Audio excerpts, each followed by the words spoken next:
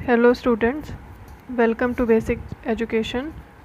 इस वीडियो में हम पढ़ेंगे क्लास 6 का साइंस का chapter 8 that is body movements. So start करते हैं। Sit absolutely still, observe the movements taking place in your body. You must be blinking your eyes time to time. Observe the movements in your body as you breathe. There are so many movements that happen in our bodies. यहाँ बोला गया है कि seat absolutely still, आपको बैठना है, बिना बैठने के बाद हिलना नहीं है। अब आपको अपने बॉडी के मूवमेंट्स को ऑब्जर्व करना है। You must be blinking your eyes time to time. आप बार बार अपनी आइज़ को ब्लिंक करते हैं, पलकें बार बार अपने आप झपकती हैं। When you are writing in your notebook, which part of your body are moving. जब आप अपनी नोटबुक में लिखते हैं तो आपकी कौन से बॉडी का कौन सा पार्ट मूवमेंट शो करता है। इसी तरह से आपको अपने बाकी सारे मूवमेंट्स को ऑब्जर्व करना है। जब आप रन करते हैं, वॉक करते हैं, स्किपिंग करते हैं, जंपिंग करते हैं, या एक जगह से दूसरी जगह पे जब आप जाते हैं।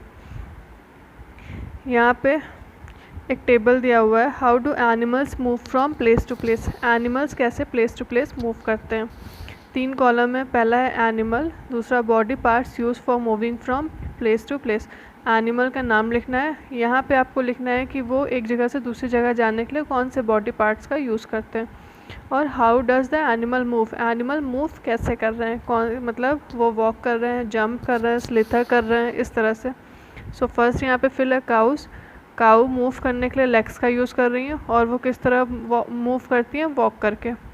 ह्यूमंस भी लेग्स का यूज़ करते हैं। हम लोग किस तरह मूव करते हैं, वॉक कर सकते हैं, रनिंग कर सकते हैं, जंपिंग कर सकते हैं, स्किपिंग कर सकते हैं। ऐसे ही स्नेक पूरी बॉडी का यूज़ करता है। स्लिथर मीन्स रेंगना। इस तरह से बाकी सारा भी आपको फिल करना है। यहाँ पे हम पढ़ेंगे human body and it's movement. Do you enjoy during physical exercises at school. How do you move your hands and legs while doing different exercises. आप जब स्कूल में फ़िज़िकल एक्सरसाइज करते हैं तो आप अपने हैंड्स और लेग्स को किस तरह से मूव करते हैं। Let us try some of the many movements our body is capable of. अब हम इस चैप्टर में पढ़ेंगे कि हमारी बॉडी कौन कौन से मूवमेंट कर सकती है। यहाँ पे एक्टिविटी दी हुई है, place a scale length wise on your arm. इस तरह से एक स्केल आपको आर्म पर रखनी है length wise. Ask your friend to tie the scale and your arm together. Now try to bend your elbow. Are you able to do it? अपने friend को बोलना है कि स्केल के दोनों एंड को टाई कर दे, आपके हाथ से बांध दे। अब क्या आप अपना हैंड मूव कर पाएंगे या बेंड कर पाएंगे, मीन्स क्या आप अपना हाथ अब मोड़ पाएंगे। ऑब्वियसली नहीं मोड़ पाएंगे हम लोग अपना हाथ। Did you notice that we are able to bend or rotate our body in place where two parts of our body seem to be joined? क्या आपने नोटिस करा है, हम अपने बॉडी के उसी पार्ट्स को बेंड कर सकते हैं जहाँ पे एक पार्ट दूसरे पार्ट से जॉइन होता है, जैसे elbow, shoulder, neck. These places are called joints. ऐसे प्लेसेस को जॉइंट्स बोलते हैं। जैसे हमारे एल्बो में एक जॉइंट होता है जहाँ से एल्बो हम बेंड कर सकते हैं, उसको हम ऐसे प्लेसेस को जॉइंट्स बोलते हैं। If our body has no joints, do you think it would be possible for us to move in any way at all? अगर हमारी बॉडी में joints नहीं होते तो क्या हम मूव कर पाते। Press your finger against the top of your head, face, neck, nose, ear, back of the shoulder, hands and legs, including the fingers and toes. Do you feel something hard present against your fingers? अपने fingers को आप head पे, face पे, नेक पे, nose पे, years पे, सबको आपको टच कराना है, देखना है क्या आप पाते हैं कि वहाँ पे कोई हार्ड स्ट्रक्चर प्रेजेंट है। The hard structure are the bones. जो हार्ड स्ट्रक्चर प्रेजेंट है वो बोन्स होते हैं। Bones can not be bend. Bones कभी भी मुड़ नहीं सकते हैं, बेंड नहीं हो सकते हैं। So how do you bend our elbow. So हम अपना एल्बो कैसे बेंड करते हैं। इसी तरह से there are different types of joints in our body to help us carry out different movements and activities. इसी तरह से हमारी बॉडी में डिफरेंट जॉइंट्स हैं जो हमारी बॉडी के मूवमेंट में और डिफरेंट एक्टिविटी को कैरी आउट करने में हमारी हेल्प करते हैं। सो अब हम यहाँ पे पढ़ेंगे डिफरेंट टाइप्स ऑफ जॉइंट्स। पहला है ball and socket joint. Roll a strip of paper into a cylinder, make a small hole in an old rubber और plastic ball and push the paper cylinder into it as shown in figure 8.2. एक paper strip का role बनाना है, जैसा कि यहाँ पे दिखाया गया है। पेपर स्ट्रिप का एक रोल बनाना है। उसके बाद make a small hole in an old rubber और प्लास्टिक बॉल। ये प्लास्टिक की बॉल है, पूरी राउंड बॉल को आपको स्मॉल होल करना है। इस तरह से आप प्लास्टिक की बॉल को कट कर लेंगे। Push the paper cylinder into it as shown. उसके बाद पेपर सिलेंडर आपने बनाया, ये बॉल आपने लगाई ऊपर, उसके बाद ये बाउल के अंदर आप इसको डालेंगे इस तरह से, जैसा कि यहाँ पे दिखाया गया है। You can also stick the cylinder on the ball. ये सिलेंडर को आप बॉल से एक दूसरे से चिपका भी सकते हैं। Does the ball rotate freely inside the bowl. क्या बाउल के अंदर बॉल को रोटेट, अब यहाँ से आप पकड़ के मूवमेंट, ये पेपर सिलेंडर पकड़ के आप ऐसे मूवमेंट करेंगे तो बॉल ईजिली रोटेट होगी। Now imagine that the paper cylinder is your arm and the ball is at its and. अब आपको इमेजिन करना है पेपर सिलेंडर आपकी आर्म है और बॉल उसका एंड है। The bowl is like the part of the shoulder to which your arm is joint. Bowl आपके शोल्डर का पार्ट है, जैसा कि यहाँ पे दिखाया गया है। The rounded end of one bone fits into the cavity of other bone. यहाँ पे देखिए, एक बोन का राउंडेड एंड जो है मतलब बॉल, दूसरे बोन की कैविटी में जो हॉलो स्पेस है उसके अंदर फिल हो रहा है। ऐसे जॉइंट्स को हम बोलते हैं ball and socket joint. Can you name other joints. क्या इसी तरह शोल्डर के अलावा और भी जॉइंट्स हमारी बॉडी में प्रेजेंट हैं। यहाँ पे एक एग्जांपल दिया है थाई बोन का और हिप बोन का। तो थाई बोन और हिप बोन्स जो होती हैं उनमें भी बॉल एंड सॉकेट जॉइंट्स होते हैं। सेकेंड जॉइंट्स है pivotal joint. The joint where our neck joints the head is a pivotal joint. यहाँ पे दिखाया गया है वो जॉइंट जहाँ पे हमारी नेक हेड को जॉइन करती है उसको पिवोटल जॉइंट बोलते हैं। It allow us to bend our head forward and backward. Pivotal joint हमारे हेड को फॉरवर्ड और बैकवर्ड मूवमेंट अलाउ करता है और राइट और left movement. However these movement different from those of our arm that can rotate a complete circle. हमारी arm जो है जहाँ ball and socket joint present होता है वो पूरा 360 डिग्री रोटेट कर सकता है, वो कंप्लीट सर्कल बना सकता है। बट जो पिवोटल जॉइंट होता है हमारा, ये सिर्फ लेफ़्ट राइट फॉरवर्ड और बैकवर्ड ही मूव कर सकता है। थर्ड है hinge joint. Open and close the door few times. Observe the hinges in the door carefully. Door को ओपन और क्लोज करना है। डोर में जो हिंजेस, जो जॉइंट्स प्रेजेंट है उनको ऑब्जर्व करना है। Activity 3, let us look at the kind of movement allowed by a hinge. अब हम यहाँ पे देखेंगे किस तरह का मूवमेंट अलाउ करता है। Make a hollow half cylinder. Make a cylinder with cardboard और थिक चार्ट पेपर।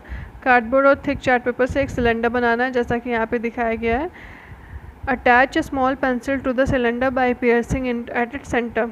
सेंटर में एक छोटा सा होल करके पेंसिल हमें अटैच करनी है। Make a hollow half cylinder from cardboard such that they rolled up cylinder can fits. उसके बाद कार्डबोर्ड से, ये येलो कलर की जो लाइनिंग दिख गई है, कार्डबोर्ड से एक हॉलो सिलेंडर बनाना है जिसमें हमारा जो कंप्लीट सिलेंडर है वो हम उसके अंदर फिट कर सकें। The hollow half cylinder with the rolled up cylinder sitting inside it allows make movement like a hinge. ये वाला जो हमारा सिलेंडर है, जो हाफ वाला सिलेंडर है, ये इस सिलेंडर को पूरा मूवमेंट अलाउ करेगा। How is this movement different from we saw with our constructed ball and socket joint. ये movement ball and socket joint से कैसे डिफरेंट है। ये वाला जो हमारा मूवमेंट है हिंज जॉइंट, ये हमें सिर्फ आगे और पीछे, जैसे हमारा डोर है उसे हम एक ही साइड में मूव कर सकते हैं, उस तरह से मूवमेंट अलाउ करता है। What we have constructed in figure 8.4 is different from the hinge of course, but it illustrates the direction in which a hinge allow movements. ये हमने यहाँ पे जो एक्सपेरिमेंट करा था इससे हमें पता चलता है हिंज जॉइंट्स जो होते हैं वो कौन से डायरेक्शन में मूवमेंट अलाउ करते हैं। The elbow has a hinge joints. यहाँ पे देखिए हमारा जो एल्बो है, जो पैर का घुटना होता है, नी होती है, उसके पास हिंज जॉइंट होता है। That allow only back and fourth movement, जो सिर्फ बैक और फोर्थ, आगे और पीछे का मूवमेंट अलाउ करता है। अब हम पढ़ेंगे fix joint. Some joints between bones in our head are different from those we have discuss so far. The bones can not move at these joints, such joints are called fix joints. Fix joints वो होते हैं जहाँ पे कोई भी movement नहीं हो सकता है। When you open your mouth wide, you can move your lower jaw away from your head, isn't it? Try to move your upper jaw. Now are you able to move it? There is a joint between upper jaw and the rest of the head which is fixed joint. जब आप mouth open करते हैं आप अपर jaw को move नहीं कर सकते हैं। सो अपर जॉ और माउथ के बीच में जो जॉइंट प्रेजेंट होता है वो होता है फिक्स जॉइंट, मीन्स हम उसे मूव नहीं करा सकते हैं।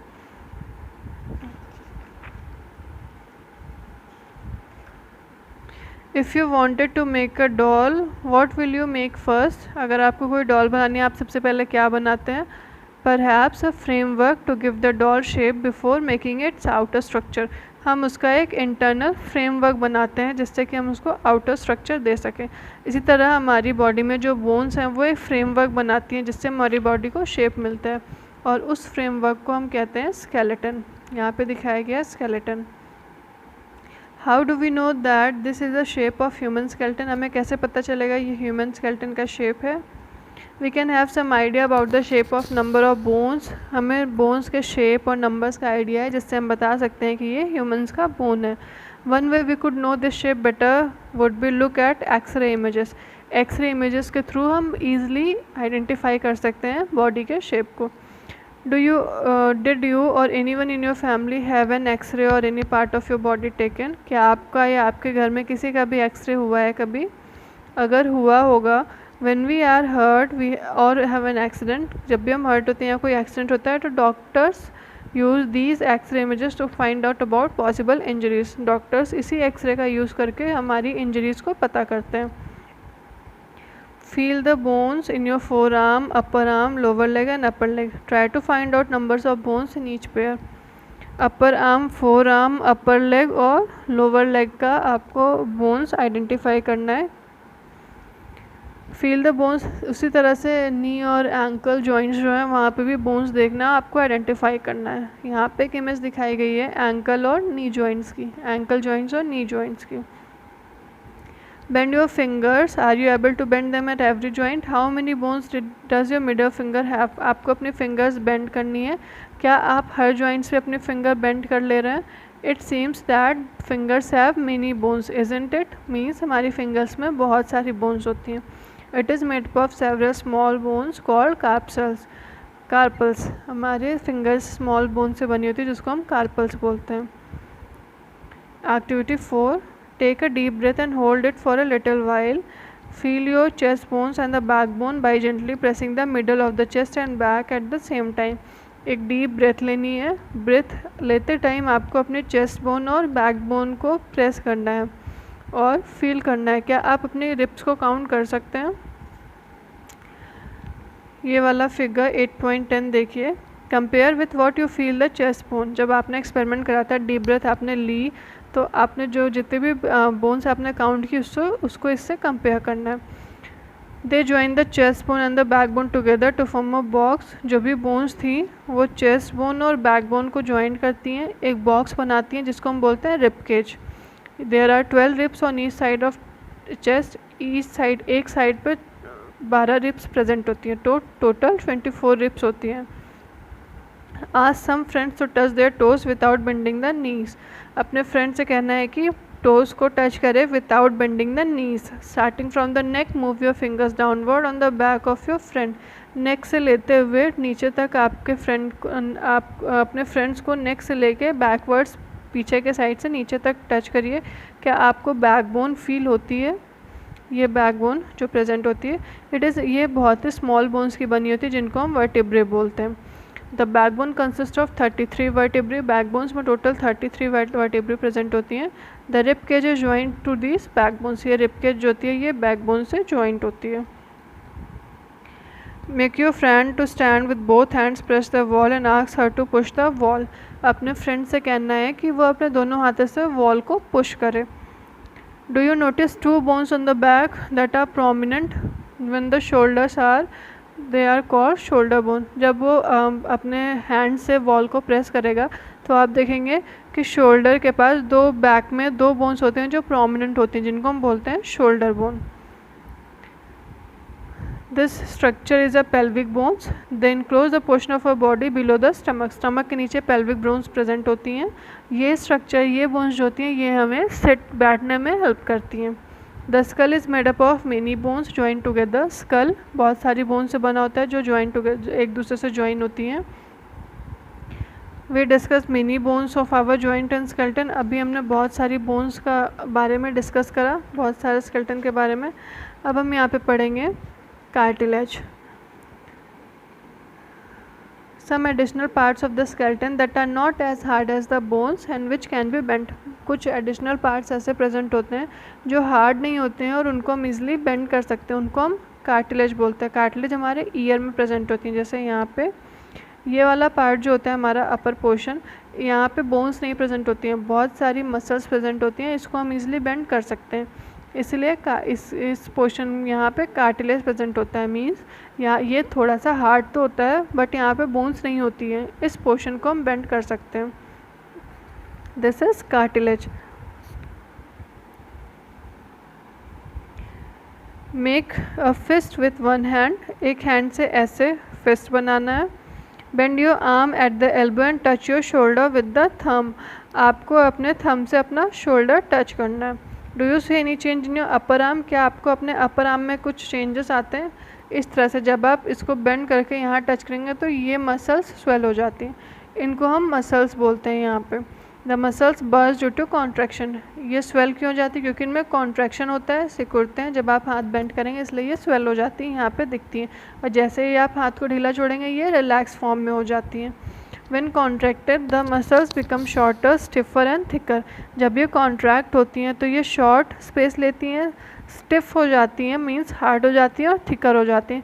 It pulls the bone. ये बोन को पुल्स करती हैं। Muscles work in pairs. Muscles हमेशा पेयर में वर्क करती हैं। When one of them contracts the bone is pulled in that direction। जब कोई भी मसल्स कॉन्ट्रैक्ट होती है तो बोन उस डायरेक्शन में पुल होता है। To move the bone. इसी तरह से मूवमेंट में मसल्स का बहुत ही इंपॉर्टेंट रोल होता है। Our muscles and bones always require for movement. क्या मसल्स और बोन हमेशा रिक्वायर्ड होती है मूवमेंट के लिए। एनिमल्स किस तरह से मूव करते हैं, यहाँ पे हम कुछ एनिमल्स के मूवमेंट पढ़ेंगे। अब first is 8.2 gait of animals. First is earthworm. Observe an earthworm moving on the soil in a garden. Gently lift it and place it on a piece of blotting और filter paper. एक earthworm को garden से लेना है, उसको blotting या filter paper पे हमें रखना है। अब उसके मूवमेंट को हमें ध्यान से ऑब्जर्व करना है। क्या उसका मूवमेंट डिफरेंट दिखेगा हमें हम ह्यूमन मूवमेंट से। The body of earthworm is made up of many rings. Earthworm की बॉडी आप ध्यान से देखेंगे तो उस पर बहुत सारे रिंग लाइक स्ट्रक्चर प्रेजेंट होते हैं जो एक दूसरे से जुड़े हुए होते हैं। Earthworm does not have bones. Earthworm के पास बोन नहीं होती। It has muscles. उसके पास मसल्स होती हैं। During movement the earthworm first extend the front part of the body. Movement के टाइम सबसे पहले अर्थवर्म अपना फ्रंट पार्ट बॉडी का एक्सटेंड करता है। Keeping the rear portion fix to the ground. अपना ये वाला फर्स्ट पार्ट बॉडी का एक्सटेंड करेगा, रेस्ट ऑफ द पोर्शन जो होता है वो ग्राउंड से अटैच होता है। Then it fixes the front end. फिर क्या करता है वो, अब फर्स्ट पार्ट मूव कराने के बाद फर्स्ट पार्ट को ये फिक्स करेगा, सेकंड पार्ट को ये मूवमेंट कराता है। सेकंड पार्ट जब मूवमेंट होता है तो थर्ड पार्ट बॉडी से अटैच, ग्राउंड से अटैच होता है। यहाँ की मसल्स कॉन्ट्रैक्ट हुई, इसने इतना पोर्शन अपना आगे बढ़ाया, उसके बाद इतना आगे बढ़ाने के बाद सेकंड पोर्शन ये अपना कॉन्ट्रैक्ट करता है, फिर ये वाला पार्ट आगे बढ़ाता है। देन जब इतना पोर्शन आगे मूव हो जाता है तो थर्ड पार्ट को कॉन्ट्रैक्ट करके वो वाला पोर्शन ये आगे बढ़ाता है। इस तरह से मसल्स के कॉन्ट्रैक्शन और रिलैक्शंस के थ्रू अर्थवर्म का मूवमेंट हो पाता है। Second, snail. Observe a snail in your garden और इन द फील्ड। स्नेल को अपने गार्डन या फील्ड से ऑब्जर्व करना है। This is called the snail shell. ये जो राउंडर स्ट्रक्चर में दिखता है स्नेल की बॉडी पे, इसको हम शेल बोलते हैं। And it is the outer skeleton of the snail. और ये इसका आउटर स्केलेटन होता है, इसमें कोई भी बोन्स प्रेजेंट नहीं होती हैं। Shell is a single unit and does not help in moving. Shell single unit होता है और ये एक प्लेस से दूसरे प्लेस में मूवमेंट में कोई भी हेल्प नहीं करता है। Place the snail on a glass plate. जब हम स्नेल को ग्लास प्लेट में रखेंगे, उसे ऑब्जर्व करेंगे, जब वो मूवमेंट ऑब्जर्व करता है, carefully lift the glass plate along with the snail over your head. Glass plate को हमें उठा के स्नेल को नीचे से ऑब्जर्व करना है। A thick structure and the head of snail may come out. Snail का थिक स्ट्रक्चर, शेल से थिक स्ट्रक्चर, हेड बाहर की तरफ निकलता है शेल से। The thick structure is its foot. वो थिक स्ट्रक्चर जो होता है वो उसका फूट होता है। Now carefully tilt the glass plate. फिर आप ग्लास प्लेट को थोड़ा सा टिल्ट करेंगे, जो वेवी मोशन दिखता है फूट का वो आप इजीली ऑब्जर्व कर सकते हैं।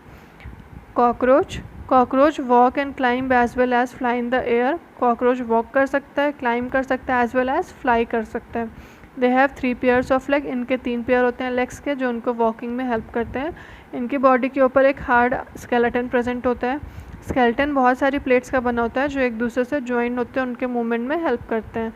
इनके पास 2 पेयर ऑफ विंग्स प्रेजेंट होती हैं जो उनकी बॉडी से अटैच होती हैं at behind the head. Cockroach के पास 2 मसल्स, डिफरेंट मसल्स होती हैं, एक लेग्स के पास होती हैं जो मूवमेंट करती हैं लेग्स को वॉकिंग में, और कुछ मसल्स होती हैं जो विंग्स के पास प्रेजेंट होती हैं जो उनको फ्लाई में हेल्प करती हैं। Third, birds fly in the air and walk on the ground. Birds fly कर सकती हैं और ग्राउंड पर वॉक कर सकती हैं। Some birds like ducks and swans also swim in the water. कुछ बर्ड्स हैं जैसे डक्स एंड स्वान्स, ये वाटर में स्विम करती हैं। इनकी बोन्स जो होती हैं वो बहुत ही हॉलो एंड लाइट वेट होती हैं। इनकी हिंड लिम्स जो होती हैं वो वॉकिंग और पर्चिंग के लिए ही बनी होती हैं। यहाँ पे डायग्राम में दिखाया गया है। बोन्स जो होती हैं हॉलो होती हैं, वो हॉलो इसलिए होती हैं जिससे वो एयर में फ्लाई कर सकें। फिश, यहाँ पे बोला गया है कि एक पेपर बोट हमें बनाना है और पेपर बोट के मूवमेंट को हमें ऑब्जर्व करना है।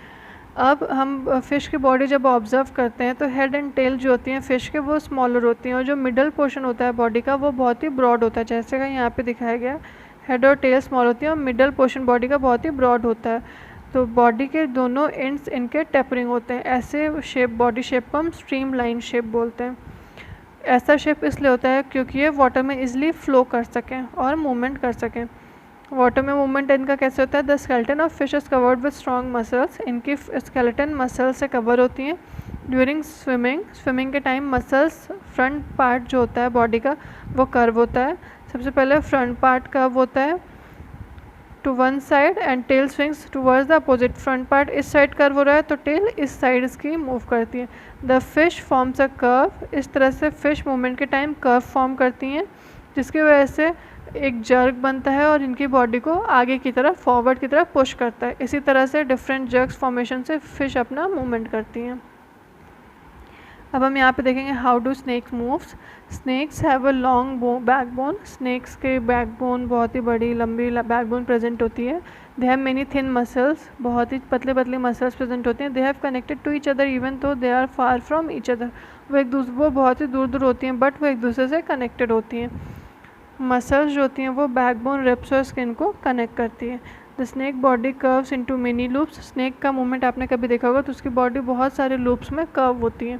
We have learned about the bones and muscles for the movements of different animals. इसकी बॉडी बहुत सारे लूप्स फॉर्म करती है, इसकी वजह से स्नेक का मूवमेंट जो होता है वो बहुत ही फास्ट होता है, स्ट्रेट लाइन नहीं होता। लूप्स फॉर्मेशन की वजह से मूवमेंट बहुत ही फास्ट हो जाता है। सो इस चैप्टर में हमने देखा कि डिफरेंट एनिमल्स किस तरह से अपना मूवमेंट देते हैं, including different animal as well as humans, different bones, different movement. Hope आप सभी को ये चैप्टर समझ में आया होगा। Thank you students.